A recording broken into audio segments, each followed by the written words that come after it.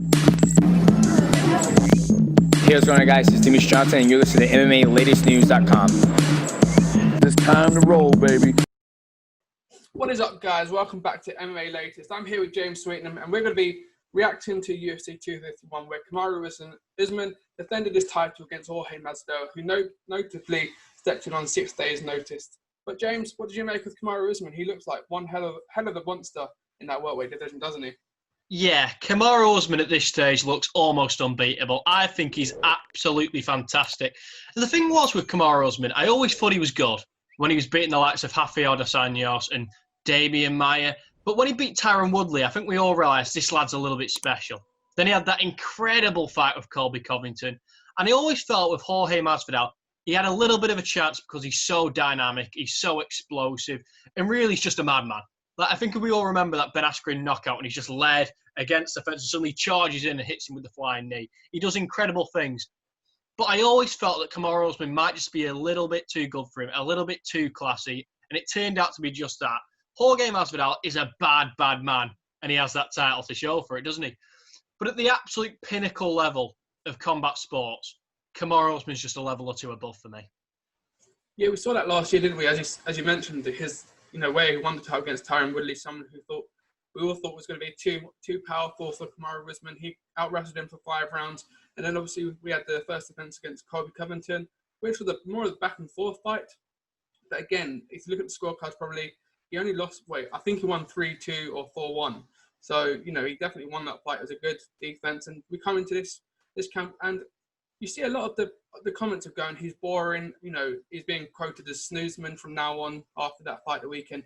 But, as Masvidal stepped on 6 days' notice, Usman was training for Gilbert Burns up until a week before the event. So I don't see a problem with the sort of game plan he brought in with this. Yeah, people want to throw shade because Masvidal's this BMF, this bad motherfucker, and Kamaru Usman doesn't really match that, does he? But at the same time, with a week's notice, he was training for somebody who's completely different to Masvidal. Gilbert Burns is a far different test. He's more of a jiu-jitsu guy, where, of course, Masvidal's more of a striker. Kamaru Usman's never going to have that personality that Jorge Masvidal has. But he's a tremendous fighter, Mitchell. He's absolutely superb. And he beat Jorge Masvidal for every single second of that fight. And I think Michael Bisping gave Masvidal the first round, but I had it a complete shutout to Usman. I thought he was levels above. And just because it wasn't won in the stereotypical explosive fashion, sometimes you've just got to do what you've got to do to get a victory. Do you want to take a risk against somebody who's as dynamic and as much of a maverick against Masvidal? You don't, do you? You've got to play it safe, and that's what Kamaru Usman did. Now, this pay-per-view did 1.3 million buys, which shows just what a huge draw Masvidal is. I know we're going for a coronavirus pandemic, but that's equalising Conor McGregor numbers. That's how big a star this man is. Now, I want to ask you, Miss Kamaru Usman. Yes, what I've just said is that absolutely fantastic. Played it safe, got the win. Big win over Jorge Masvidal, brilliant. But is he going to have capitalised on the fact that so many people watched that fight? Or do you think the next time he fights against Gilbert Burns or Leon Edwards, do you think his pay-per-view numbers will just go back to normal? I think going into it, I think you would have said he would have definitely benefited from it. But he's been almost, he's even more the villain this time with everyone commenting how boring he is. So I think the only downside to him is that he didn't get the finish. If he had finished him like Masvidal in a spectacular way, as Masvidal had finishes over Till, Askren, and of course Nate Diaz coming into this fight, if Usman would have stopped that with a third round TKO or whatever, I think that would have probably put him in more good stead.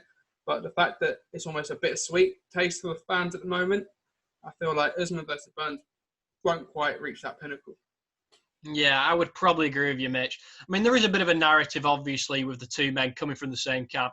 And it's interesting, really, that Gilbert Burns tested positive, because if that fight hadn't have been made and we'd have originally got Kamaru Usman versus Jorge Masvidal, then Usman would have been training with Burns, and Usman most likely would have got COVID himself. We would have had something else for an interim belt or something. So it had to happen, really. The stars aligned.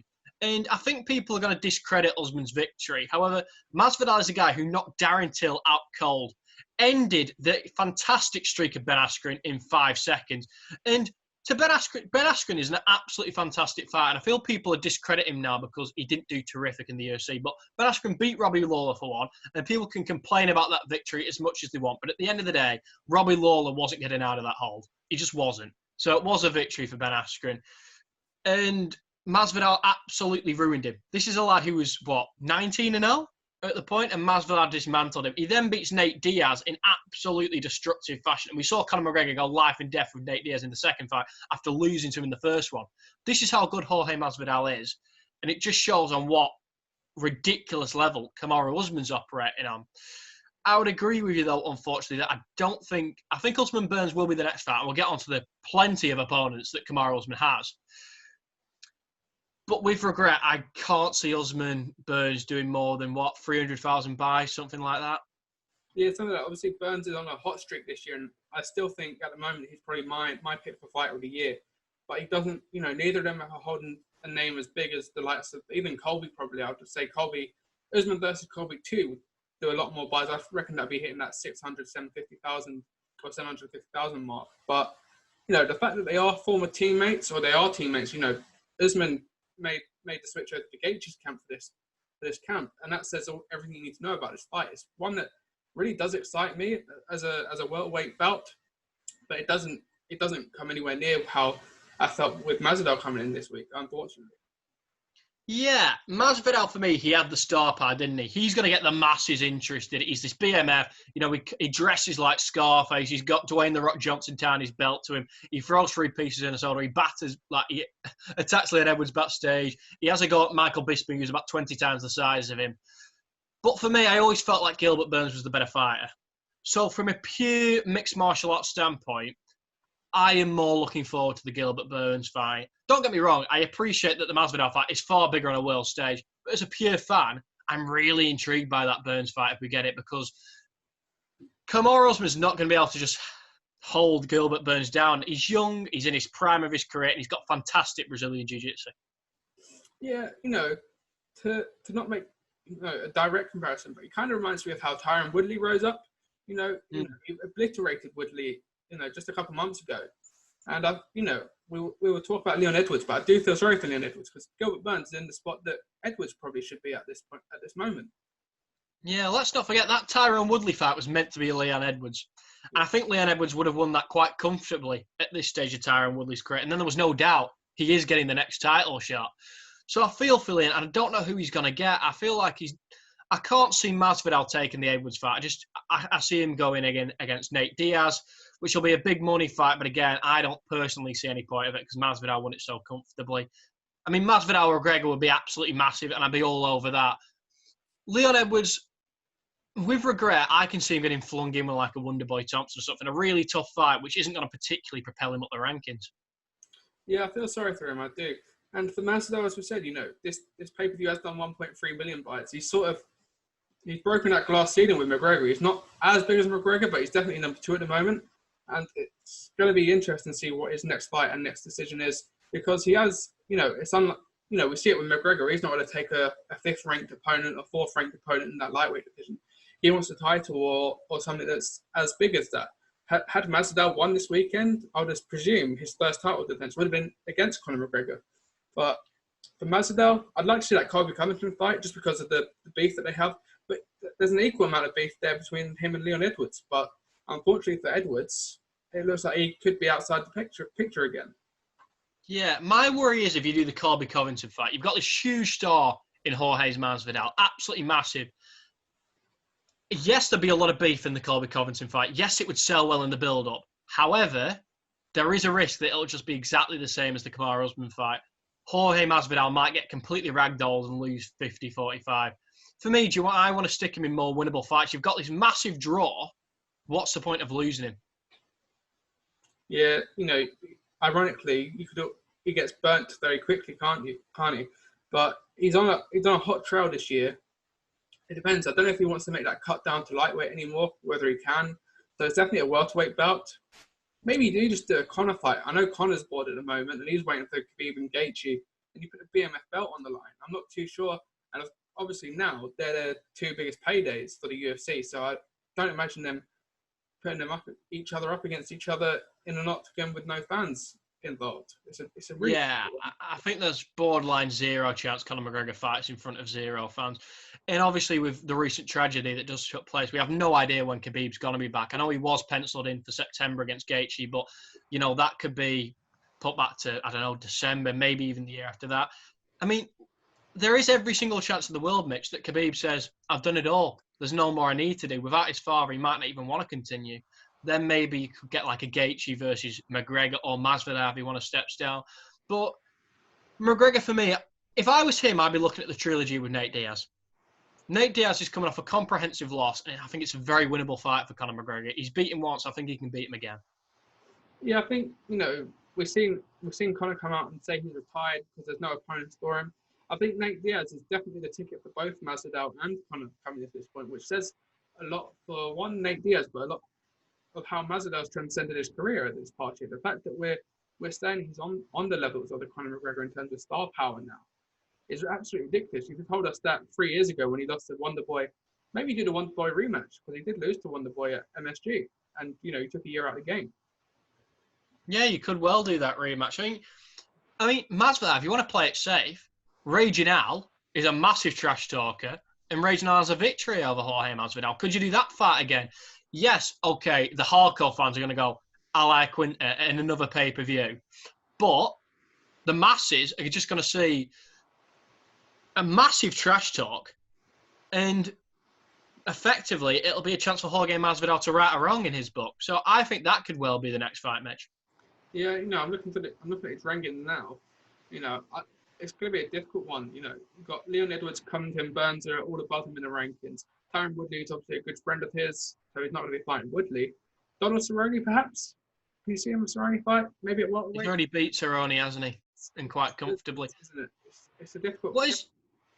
What is interesting for me, Mitch, actually, is that if Masvidal fought Conor, could Masvidal put an argument in that he's the A side? And hear me out. I appreciate that Conor McGregor is absolutely massive worldwide. He is, especially over here. Masvidal definitely doesn't have the stardom on this side of the pond. But this year, Conor McGregor's pay-per-view with Donald Cerrone did 1 million buys. Masvidal Usman did 1.3 million buys. Could Masvidal swing it with the UFC? Look, Conor was your man, but he's not doing the buys I'm doing now. Oh, yeah, that's absolutely ridiculous. Again, I said at the time 4 years ago when you know you just seen Eddie Alvarez get beaten in UFC 205, and I think it was on that. Well, no, it was a year after, of course, that Masvidal lost to Wonderboy. But if you said that 4 years in the future, come out to the present day, that you say Masvidal's the biggest starting Conor, and you know with that BMF belt, he's certainly in the red corner if that belt's on the line. Exactly, 1,000,000%. Masvidal would be walking out second. I think it'd be a fantastic event, Mitch. I really do. And I want to talk a little bit about this co-main event as well. And it's important to say that judging is very subjective. Alexander Volkanovski versus Max Holloway was a terrific fight as far as I'm concerned. I thought they had shared 5 terrific rounds together. I thought Max started brilliantly. I thought Volkanovski finished brilliantly. And then that third round could go either way. So for me, this could have gone to either man. I think it's hugely unfair, Mitch, to call this fight a robbery. I thought it was really close, and I think it discredits Volkanovski because that fight was really close, and it's not like it was disgusting. It's really not. It wasn't like a Hendricks GSP decision. I know you're a huge Holloway fan. How did you feel about the whole thing? You know what?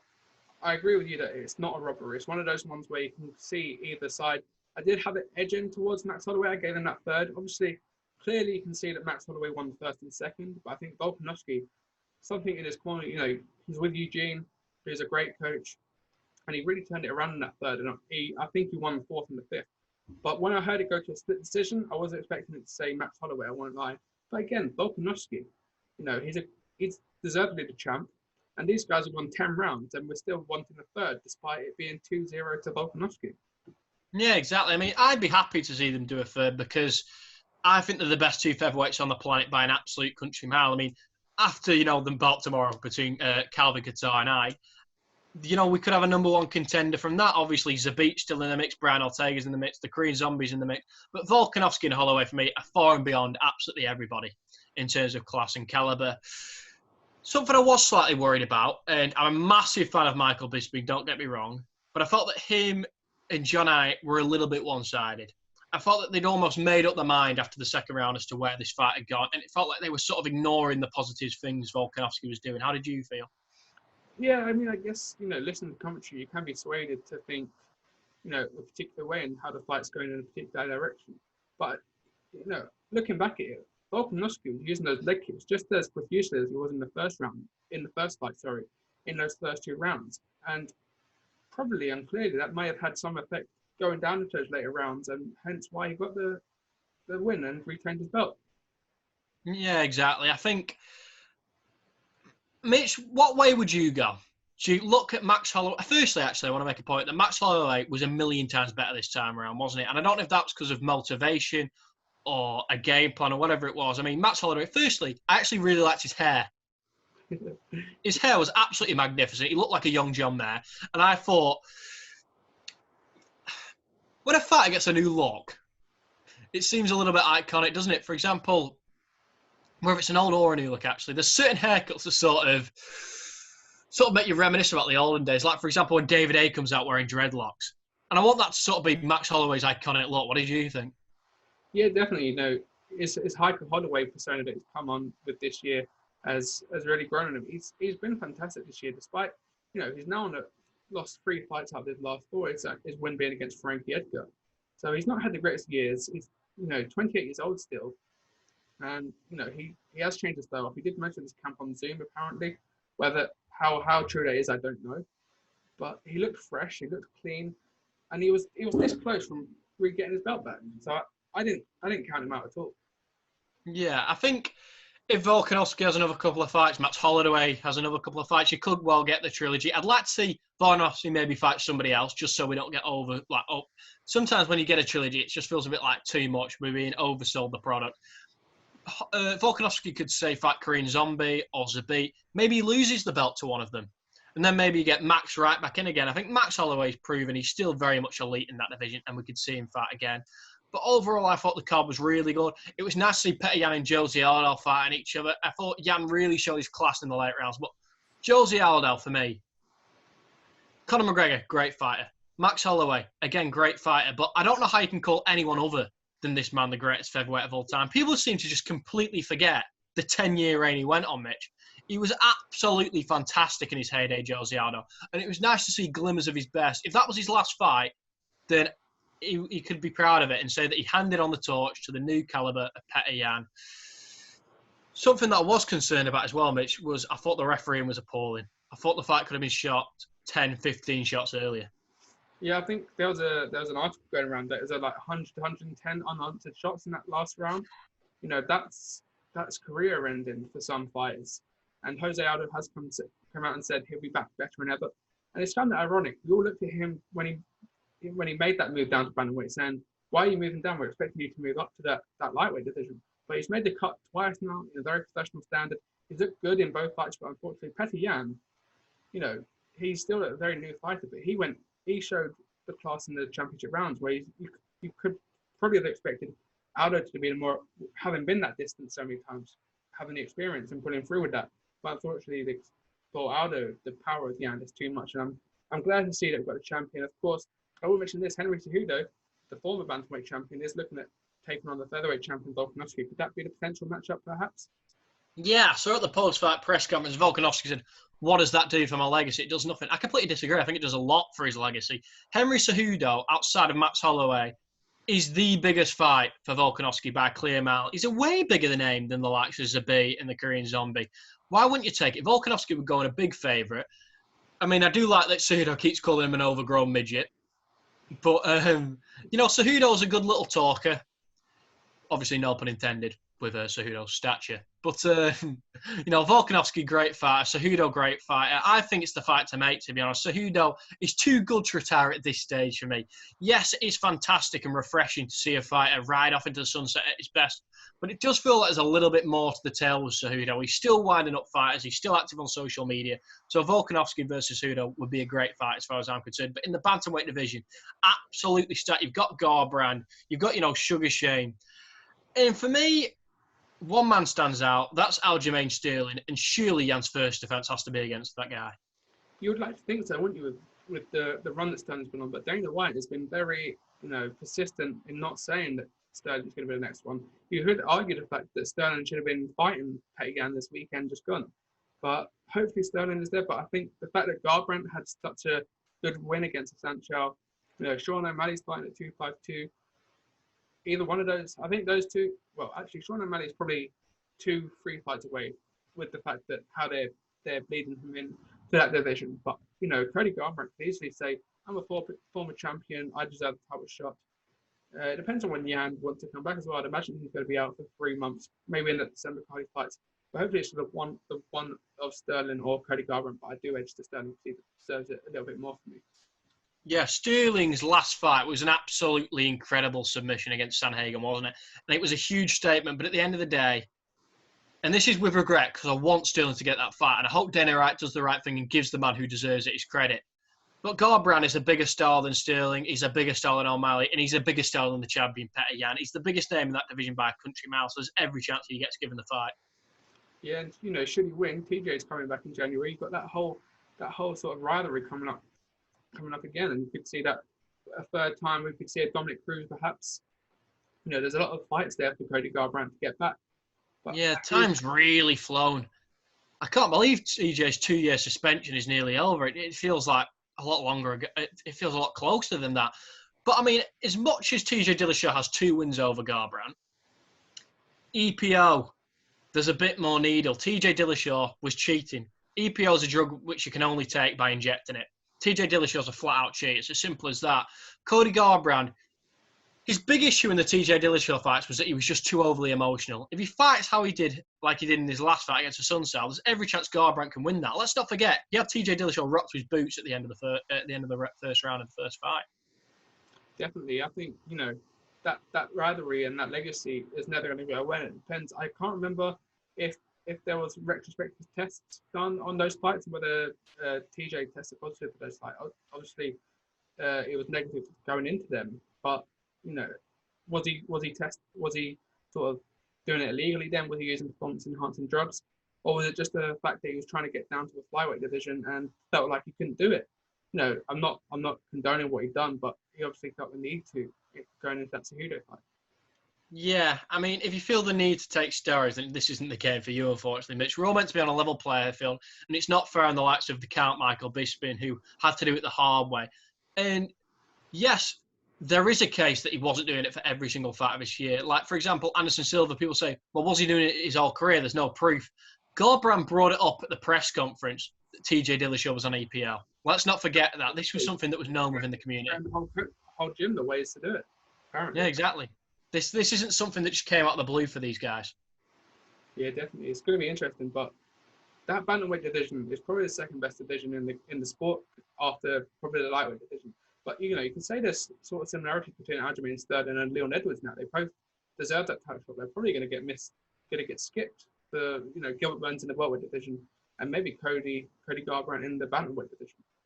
Shows how important it is to get your name out there, Mitch. It's as simple as that. I mean, I don't think Garbrandt, I don't want to say he's not as good as Sterling, but he definitely doesn't deserve it as much as Sterling. And there's every chance he gets the shot. And I mean, it seems like it's anybody but Leon Edwards at welterweight at the moment. But I just want to talk about the 2 other fights on the main card, Mitch.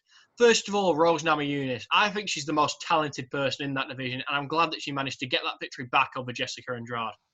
Yeah, definitely. I think she looked phenomenal. That was, for me, probably fight of the night. I think Rose came back with a vengeance. She had a lot of talk in the build-up to this fight, saying how she fell back in love with MMA, that the pressure of being a champion got too much for her going to that fight against Andrade. But I still think Andrade, I don't want to discredit her, but she got lucky in that fight against Rose Namajunas. We saw it. Namajunas won that first round, and she was comfortably winning that second round before she got slammed on her neck, unfortunately. And I do think that Zhang Weili, we saw the title fight against Andrade. I would like to see that run back because I do think Zhang, they both fought fire with fire, and Zhang came out the better on that night. But Rose Namajunas looked phenomenal, and despite her that horrible cut on her nose and her eye as well, it'd be interesting to see how long she's out for. Yeah, she might be out for a while, but I think she's a great option for Zhang in the future.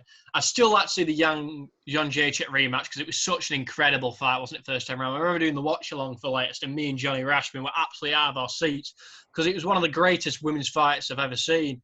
I mean, to be fair, could well still be the fight of the year. It was absolutely terrific. Obviously, we just had Poirier Hooker the other week, which was equally just utterly brilliant.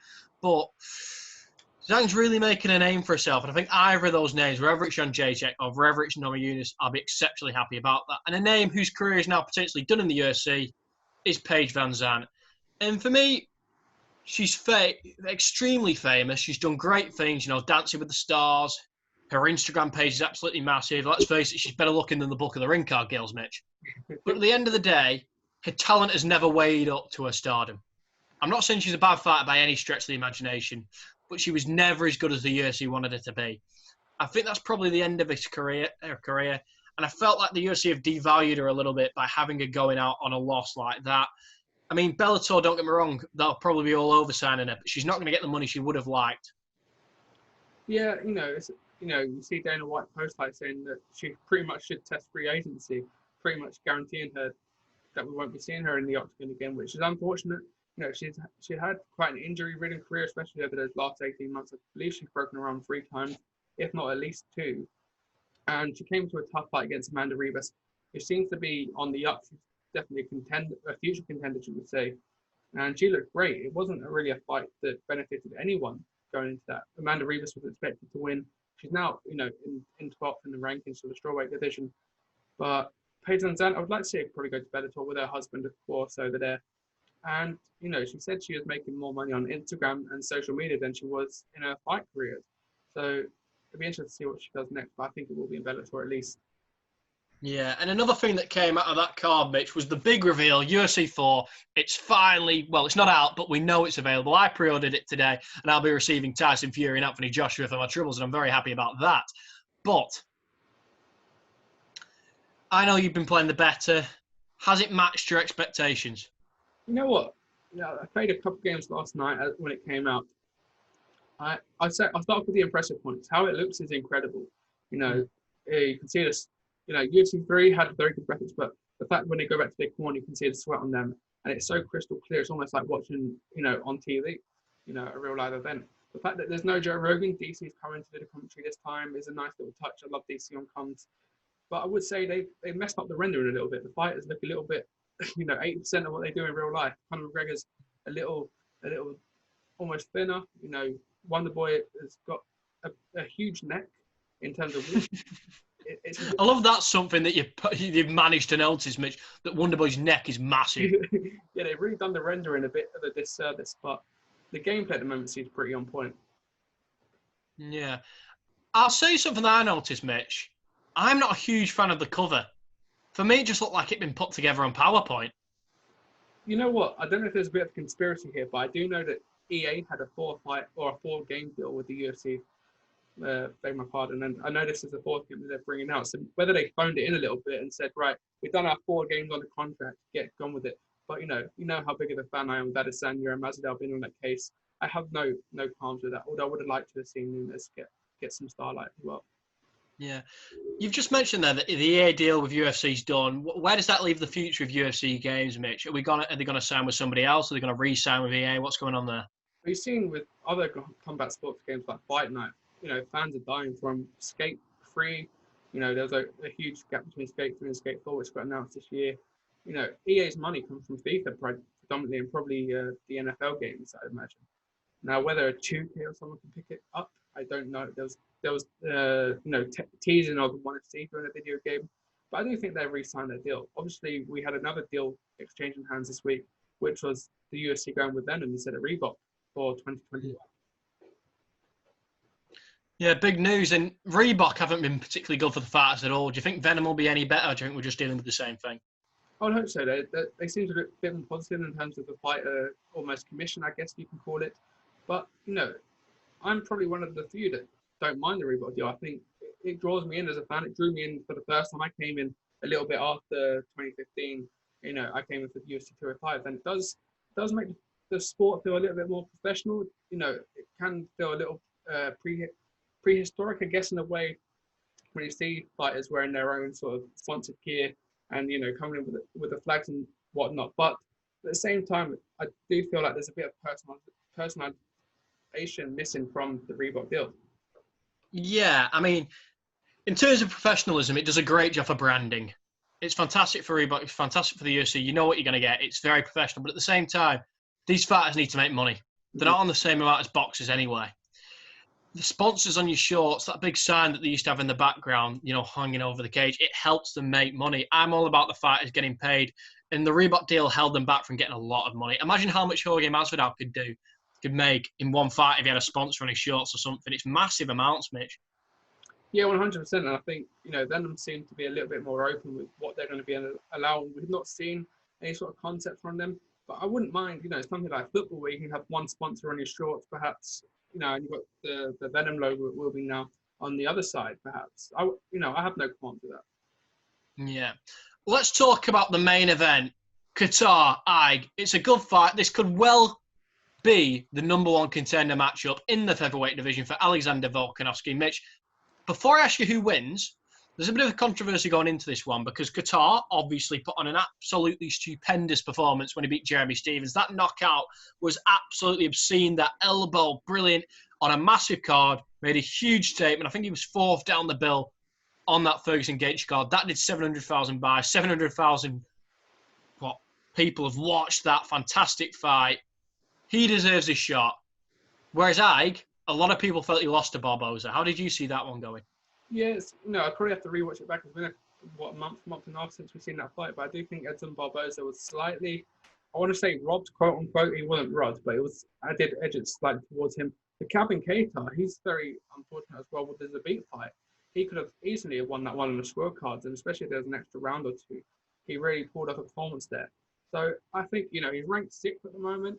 So a win here could probably put him up with Brian Ortega. And I know Ortega's looking at the Korean Zombie, but I think Yair's got the beat, hasn't he, if I'm right? Yeah. Yair Rodriguez is fighting Zabit. So that leaves Brian Ortega and it leaves Max Holloway without fight. Unless Brian Ortega and the Korean Zombie gets made within that time. Yeah, I mean, there's a lot of options in that featherweight division because everybody's mix and match, and there's no clear cut. Outside of Holloway, there's no clear cut number one contenders. There's a few people who'll be looking to put on statements. Volkanovski, I don't think he'll be out for that long, and he's somebody that you can easily put. He's not quite the star he should be yet. He's somebody you can stick on a co-main against slot, and I think somebody like a Kattar, if he wins on Wednesday night, he could be the guy. Yeah, definitely. I know Brian Ortega. I think Brian Ortega, he's been out. He's not fought since he lost to Max Holloway, has he? So it's come I don't think so. 2 years, maybe even 3. So it has been a while since we've seen him inside the octagon. Maybe go on. That level of inactivity is never good, Mitch. He could very well get beat by the Korean Zombie. Of course, had a long spell of inactivity himself, with the Korean military, but he's back. He's coming off a win. I think you have to make him a slight favourite at this point. Yes, he's going to go right for Ortega. There's that big grudge because of it. What I think, did Brown Ortega slap a K-pop star? Very confusing exactly what happened. He was also meant to fight last year, wasn't they? Frankie Edgar stepped in on late notice. Brian Ortega was meant to be in that position, but I think he picked up an injury, ACL, I believe it was. So he had to pull out of that fight, and that left some bitter taste in the mouth of the Korean Zombie. Yeah. But Mitch, let's talk the undercard. It's got a few British talent on it. Who are you picking out? Who are your stars to watch? You know what? It's great. We've got Manchester's own Leroy Murphy coming into this belt. He's going to look incredible. This fight island is really, really made for those international fighters and the British guys. Obviously, we saw a lot of the American fighters coming up until UFC 251. But I think this really is a telling point as well why Leon Edwards hasn't got a fight, whether he just wasn't ready. But imagine with the talent they got from Europe, Leon Edwards should be up there. Darren Till's on there next week, of course. But Leon Edwards has, again, missed out. Yeah, Leon Edwards, I know he turned down the Usman fight, whether that was a weight cutting issue or he just wanted a full camp, I don't know. Maybe it's a travel issue with how things are as well. Yeah, it is. But at the same point, the likes of Murphy and McCann have managed to get out there. It's difficult. Leon Edwards definitely deserves a chance. But when these late notice shots come, you do need to take them. For somebody like Leon Edwards, who isn't a huge draw, isn't going to be given any favours by the UFC. Hopefully that Tyron Woodley fight gets rearranged, but probably not. I mean, there's no way he's going to get an easy path to the title. It's just not going to happen. No, unless, I know, before the title fight with Covington, I think it was, or just after, I know Kamaru Usman was like, Leon Edwards is the guy. They fought previously, and Leon Edwards has not lost since that loss that he faced to Usman. So unless Usman says, right, Edwards is next, he deserves it, I think Edwards has got a little bit of work to do. Whether it's, as you said, a wonder boy earlier on, it's difficult for him, but he's main evented 2-3 cards now, so he's getting there. he's getting there, but it just feels like it's such a slow process. Like, I mean, that Gunnar Nelson victory was what?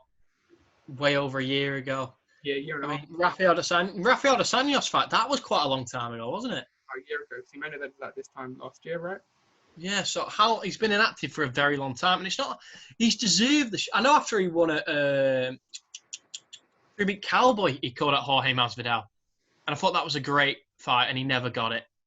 Like, it just seems like nothing goes right for Leon Edwards. I know. Was it that? Well, when everything kicked off, they wanted him to fly out to America, didn't they, on 7 days' notice, with him not knowing how he would get back to the UK. So it is a tough one. It'll be interesting to see what happens with him because, as you said, there's a lot of British fighters on this card and these next 2 cards in Fight Island, but there's no Leon Edwards, which is sad. Really is, because let's face it, as good as witty and as likeable as Darren Till is, in terms of talent, Leon Edwards has to be the standout in Britain at the moment. Yeah, obviously Darren Till's probably come in that number 1 spot. We did see that tweet a couple of months ago now, where Darren Till was like, "May the best man win to become the next champion for England." Yeah, exactly. I mean, I'd like to see Darren Till become a champion at some point himself. He's a very likeable character, and I think he's definitely got the talent.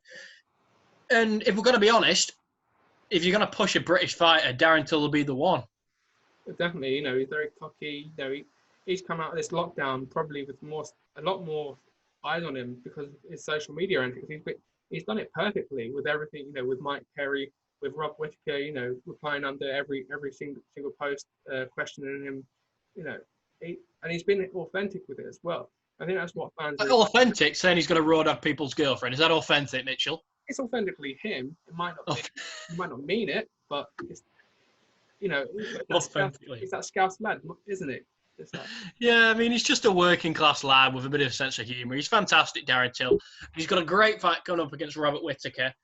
And people who've ever watched his channel before and have seen me know that I'm an absolutely massive Robert Whittaker fan. I'm a little bit emotional because I've really warmed to Darren Till over recent times. And of course, big Whittaker fan. So it's a bit emotional for me. Never like to see 2 people support fight each other. May the best man win. I think Darren Till is coming into his peak. I think he beat Calvin Gastelum last time out, and that's his biggest win by a mile. Because for me, he lost the Wonderboy fight. So aside from that, his biggest victory would have been Cerrone. So that's a huge step up in class to get a win over Calvin Gastelum. Robert Whittaker, 2 absolute wars with Romero. Gets knocked out by Adesanya. Yes, he's young. I think he's only about 28, but it's miles on the clock in this game, and is Robert Whittaker slightly over that hill? It's a weird one, isn't it? Obviously, Max Holloway, we've got questions. He's 28 as well.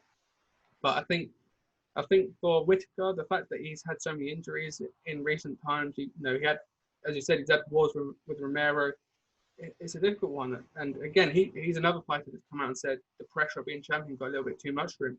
And we saw that interview about him on Christmas Day, just saying, right, this is enough. I need to change my ways.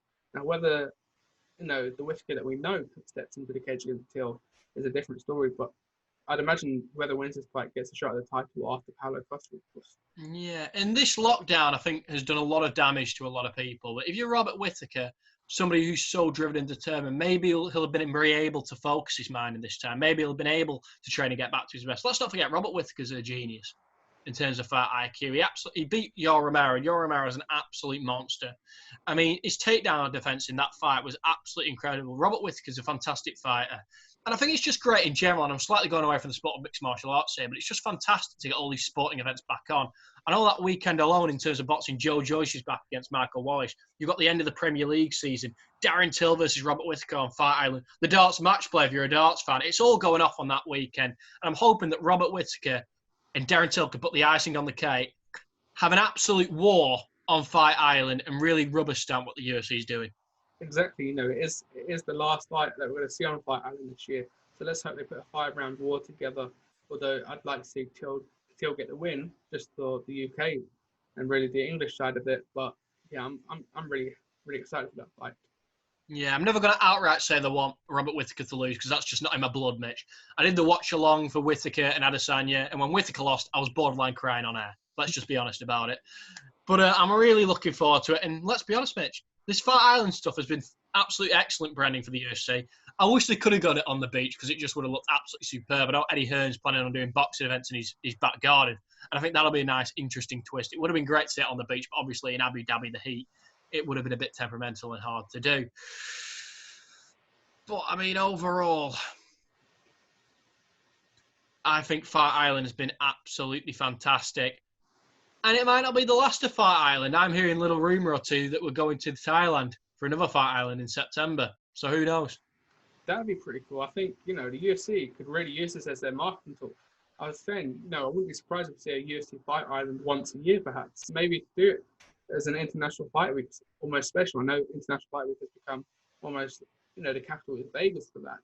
But I don't see why they can't have it in different areas of the year. Absolutely, I 100% agree with you. Obviously, it wouldn't be behind closed doors. You'd be doing it with a packed arena out in Abu Dhabi or something like that. But yeah, I think it's fantastic, Brandon. I won't mind a fight. I like fights being, toured all around the globe. I'd still love a fight in Africa. Even if it's just a fight night headlined by Ngannou or somebody like that, I'd love them to do something out in Africa. I think that's coming very soon with the end of next year, especially with the rise of Ngannou. We have to see what happens in that trilogy fight with DC and Stipe, but I think he's next in line for the title. I would hope that if there's a vacant belt, it's against John Jones, and obviously if Adesanya gets past Costa, maybe you could do a triple header of Usman, Adesanya, and Ngannou. I have been wondering actually with that Adesanya Costa fight. I know that in Queensland, again a boxing event, Jeff Horn versus Tim Zhu, the son of Costa Zhu, that's just been confirmed for Queensland. There's going to be 16,000 fans in attendance for that. Can we do an Adesanya fight in Australia with a crowd at this stage? You know what? Maybe, especially that side of the world has dealt with the pandemic very well. But I know Dana White's continued to say that he's going to be the first organisation back with fans in the crowd, and they're going to do it properly. But basically, I think we're in July now. I reckon by October, November, we'll see at least a 25% capacity audience in one of the events. I'd like to see that. I mean, and again in New Zealand, things are packed out again. So I'm hoping that we can get some big events, potentially in that corner of the world, because why not put them all there, Mitch?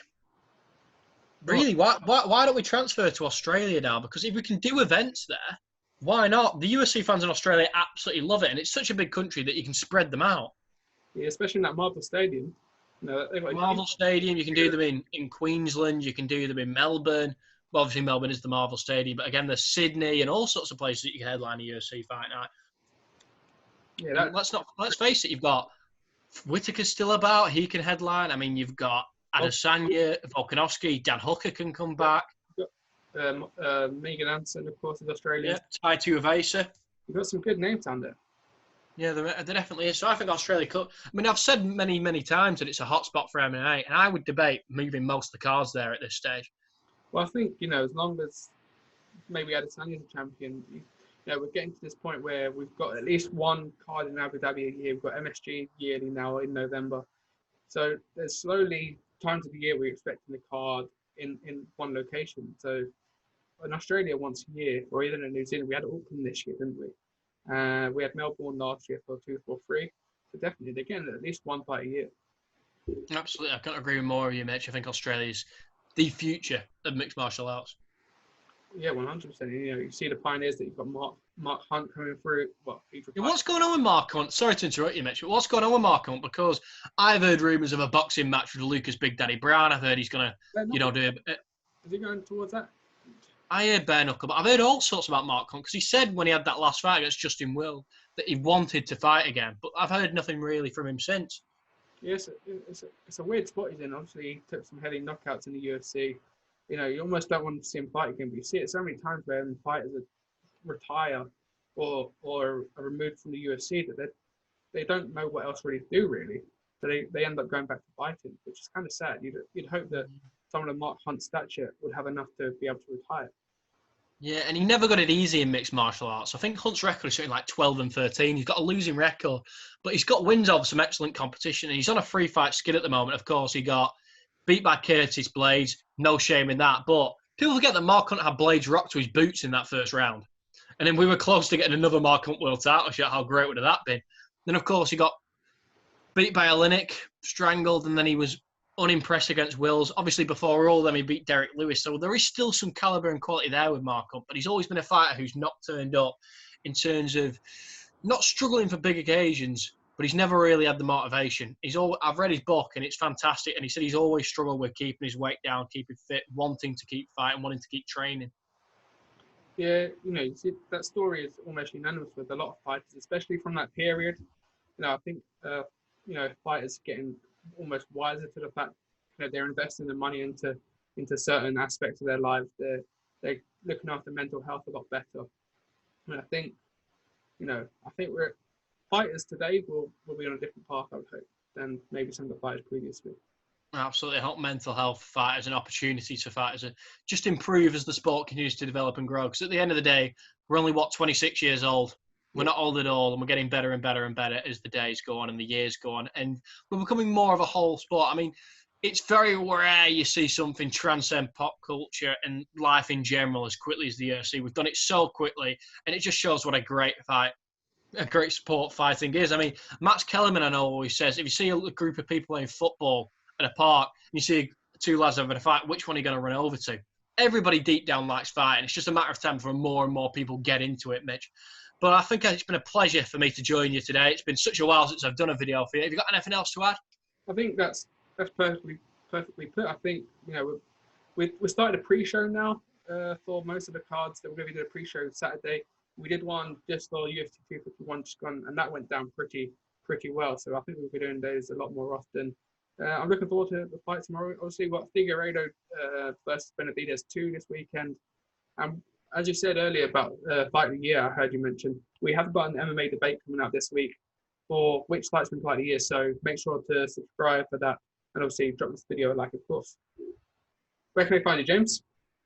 Where can they find me, Mitch? Sorry, I thought you'd sort of finished off there, but no, hit it back to me. You can find me at Twitter at JamesSweetenham99. I had a bit of trouble with my Twitter account this week, Mitch. Nearly got locked out of it completely. I was devastated, emotional, nearly cried. Tyson Fury follows me on that account. Russell Grant, the king of Panto, also follows me on that account. So, I would have lost some huge days, but I got that back at JamesSweetenham99, at J.Sweetenham99 on Instagram, and that's where to find me. Awesome. And I guess you're watching tomorrow. Actually, let's get your prediction for tomorrow. Do you reckon Kattar wins? I'm going to say Kattar wins, yep. And this weekend, I really want Joseph Benavidez to win. I really do. I mean, the UFC, it just feels like they're going to give him shot after shot after shot until he eventually pulls it off. Because everybody loves him. But I think the smart money would be, unfortunately, on his opponent. And just in case I'm not back on the show before then, in terms of Whittaker Till, everybody knows I love Robert Whittaker. And it just depends on what mindset he turns up in. If he's not at his best, he'll get beat. Yeah, I'm in agreement with you there almost. But yeah, that's fantastic. That's a good place to leave it on there, guys. Make sure, as I said earlier, hit that subscribe button, drop the video a like, and comment your predictions below. And we'll see you for the recap and the preview of this weekend's card, where hopefully Benavidez maybe become a flyweight champion.